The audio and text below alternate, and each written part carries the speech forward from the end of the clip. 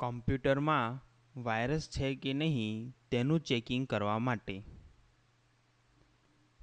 My computer ઉપર double click કરી જે ડ્રાઈવમાં વાયરસ ચેક કરવાનો હોય તે ડ્રાઈવ ઉપર રાઈટ ક્લિક કરો અને સ્કેન ફોર વાયરસીસ કમાન્ડ આપો, જેથી વાયરસ ચેકિંગની પ્રોસેસ સ્ટાર્ટ થશે.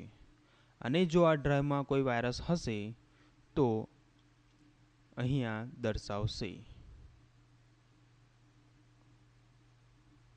જ્યાં સુધી ચેકિંગ કમ્પ્લીટ ન થાય ત્યાં સુધી સ્ટોપ ઉપર ક્લિક કરવું નહીં.